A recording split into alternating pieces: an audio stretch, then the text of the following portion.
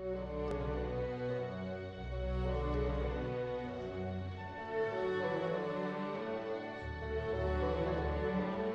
siang, perkenalkan kami dari kelompok 4 akan mempresentasikan tentang hakikat perkembangan. Sebelumnya izinkan memperkenalkan diri, saya Alvin Yahya Makarim Darjar. Saya Anang Saipudin. Saya Aurelia. Saya Alivia Putri Sabrina. Selamat menyaksikan.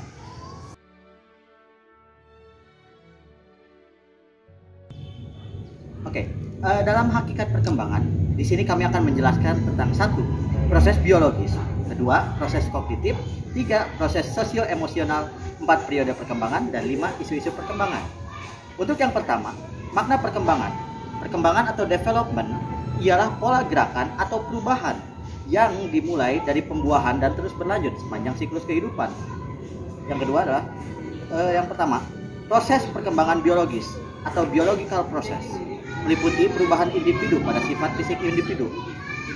Plasma membawa sifat keturunan atau genes diwarisi dari orang tua, perkembangan otak, pertambahan tinggi dan berat, perubahan pada keterampilan motorik, perubahan hormon pubertas, dan penurunan jantung.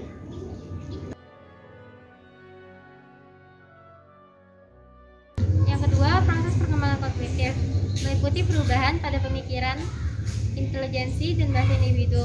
Contohnya, memandang benda-benda berwarna yang berayun-ayun di atas tempat tidur bayi, merangkai satu kalimat yang terdiri atas 2 kata, menghafal syair, membayangkan seperti apa rasanya menjadi bintang film. Yang ketiga, ada proses sosio-emosional, yaitu meliputi perubahan pada relasi individu dengan orang lain, perubahan pada emosi, dan perubahan pada kepribadian. Contohnya, senyum seorang bayi dalam merespons sentuhan ibunya, serangan agresif seorang anak laki-laki kecil terhadap teman mainnya, perkembangan ketegasan, dan afeksi pasangan manusia lanjut usia yang mencerminkan proses sosio-emosional dalam perkembangan. Ketiga proses ini yaitu proses biologis, kognitif, dan sosio-emosional mempengaruhi periode perkembangan. Selanjutnya periode perkembangan. Yang pertama ada masa bayi, dimulai dari umur 18 bulan sampai 24 bulan. Yang kedua ada masa awal anak-anak, dimulai dari umur 5 sampai 6 tahun.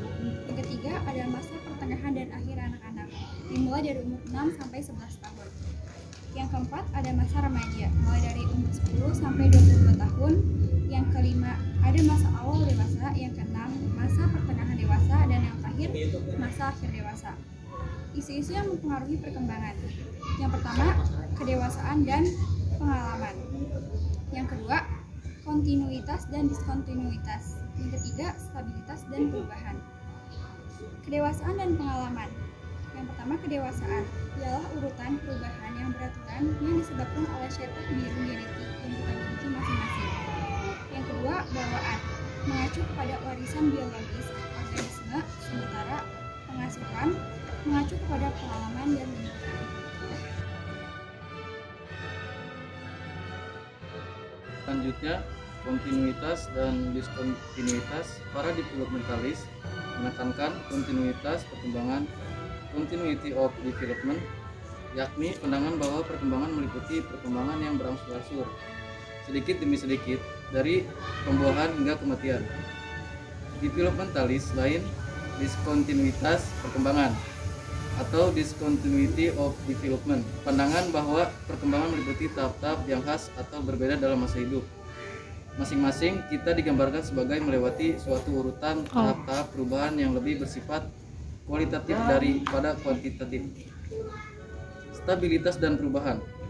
Stabilitas perubahan, stability change issue, yakni apakah perkembangan sebaiknya digambarkan sebagai stabilitas atau sebagai perubahan.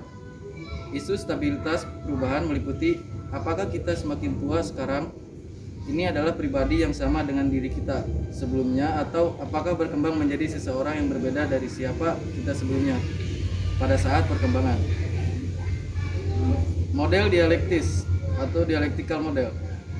Claude Riegel pada tahun 1975, Sandrock 2002 27. Perubahan bukan stabilitas merupakan kunci untuk memahami perkembangan. Pandangan Riegel disebut model dialektis yang menyatakan bahwa setiap individu terus berubah karena berbagai kekuatan yang mendorong dan menarik perkembangan ke depan.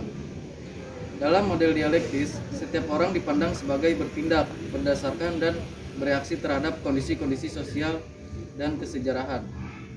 Dimensi terpenting dalam isu stabilitas perubahan ialah sejauh mana pengalaman sebelumnya, early experience, atau pengalaman kemudian, later experience, merupakan faktor kunci yang menentukan perkembangan seseorang.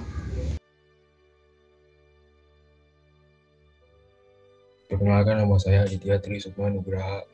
Saya ingin menjelaskan pengertian dari hakikat perkembangan. Hakikat perkembangan adalah suatu proses perubahan dalam diri individu atau organisme, baik fisik maupun psikis, menuju tingkat kedewasaan atau kematangan yang berlangsung secara sistematis, progresif, dan berkesinambungan. Secara sistematif berarti perubahan dalam perkembangan itu bersifat saling ketergantungan atau mempengaruhi antara bagian-bagian organisme dan merupakan satu kesatuan yang harmonis. Secara progresif, perubahan yang terjadi bersifat maju, meningkat, mendalam, atau meluas, baik secara fisik maupun psikis. Dan secara berkesinambungan, perubahan pada bagian fungsi organisme berlangsung secara beraturan atau berurutan, tidak terjadi secara kebetulan atau loncat-loncat. Perkembangan juga merupakan proses yang tidak pernah berhenti, baik fisik maupun psikis, berlangsung secara terus-menerus sejak masa konsepsi sampai mencapai masa kematangan atau masa tua. Setiap individu yang normal akan mengalami tahapan fase perkembangan bahwa dalam menjalani kehidupan yang normal dan berusia panjang, individu akan mengalami masa atau fase perkembangan, yaitu masa konsepsi, bayi, kekanak-kanakan, remaja, dan dewasa.